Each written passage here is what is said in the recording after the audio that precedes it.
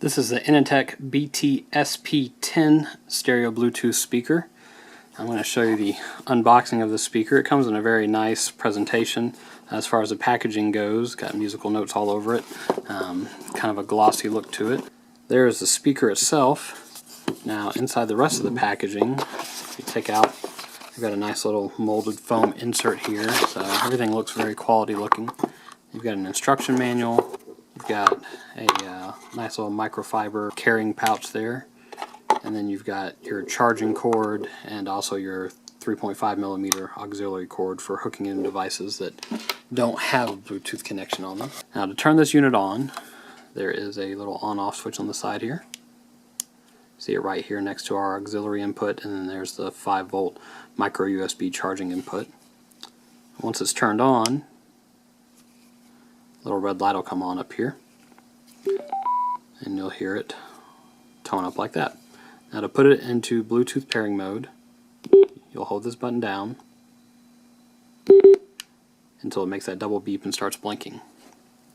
At that point, you can take your smartphone, turn your Bluetooth on, and scan for devices, and it ought to pop up as an Inateck speaker here in just a second. It'll rename itself. You can click on that Inateck speaker, it'll pair up, and now we see it connected in both phone and media audio mode. Now once we have it connected, the Bluetooth button acts as a play-pause button, and then you have volume up and down buttons. There's no forward and back track buttons, so those are the only controls you have. That's just fine, because a lot of times I find that whatever app I'm using, forward and back controls don't actually work with it. Use Amazon MP3 here, and we'll pick Have Yourself a Merry Little Christmas to listen to real quick. Now, you can control the Bluetooth volume on the phone, or you can also control it on the device. You'll want to set the volume to the max on the speaker, as well as setting it to the max on your phone or connected device if you want to get the total maximum volume using the phone. So just be aware that there's dual volume settings, and if you don't think you're getting enough volume out of it, make sure you have not only your phone turned up, but also you have the on-speaker volume turned up as well. Now, there's a lot of Bluetooth and auxiliary speakers on the market right now for phones and tablets and that sort of thing, so I want to take the time to show you a few different ones, let you compare the sound on them. I've got an X-Mini 2 capsule style speaker. The speaker is wired only, and it's a mono only speaker. There's just one speaker inside of it.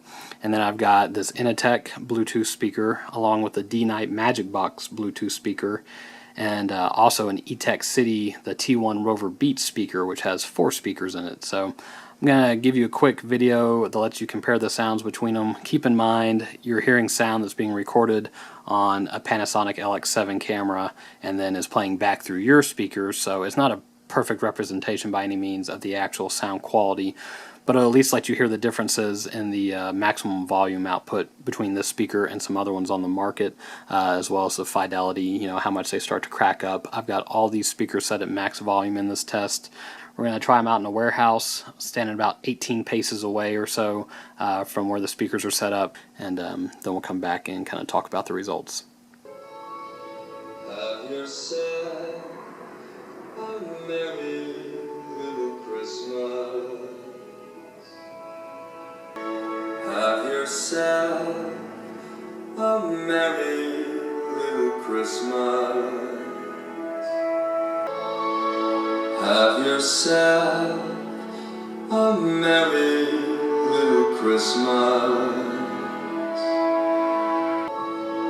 Have yourself a merry little Christmas.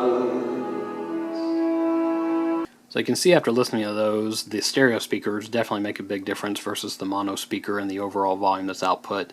And of the 3 stereo speakers, this Inateck really does sound the best of all 3 of them. The bass sounds are definitely richer coming out of this. You can see it's got air holes along the bottom, along with 2 speakers here in the front, which you can kind of see in the light. to help the air travel through the speakers. These speakers are set a little further apart than they are on the D-Night. On the D-Night they're kind of located right here and right here. This is a slightly larger overall speaker too. The build quality is really nice on it. This honeycomb pattern looks good. It's got a soft rubber touch, but it's still a hard plastic as opposed to some of the ones that actually just have rubber slips on the top and bottom. Those tend to attract a lot of dust and different gunk on them. This is pretty easily wipe clean. It doesn't attract a lot of fingerprints, but it also isn't a magnet for a lot of dust on it, since it is this plastic with just a soft touch coating versus an actual rubber. Now while you're streaming Bluetooth audio to this device, if you get a phone call coming in, you'll hear it sit here and ring on both your phone and on the Bluetooth speaker itself, and from there you can hit this Bluetooth button once and you'll be connected in Bluetooth hands-free mode, just like if you had a headset on. There's a microphone in the speaker itself, and then you'll hear whoever's talking coming back out through the speakers. So I've got my phone here at my desk, I'm talking to myself, and you can hear me coming through. And if I talk to myself into the speaker, I can hear myself on the handset at my desk. So the audio quality is actually pretty decent. It's better than some of the other Bluetooth speakers I've tested. Wouldn't hesitate to use it just as a quick way to answer a call without having to dig your phone back out. Once you hang up the phone or hang up on your handset, obviously you're probably not going to have both phones in your hand like I do, your audio is going to start playing again on its own. So that's nice that the music cuts out and it doesn't keep on playing in the background where you can't hear it on your device. It actually just pauses right where it was at and then picks up again automatically when you hang up the phone call. And you can also redial the last call if you want to from the speaker itself. Just hit the Bluetooth button once to pause your music, and then hit it twice.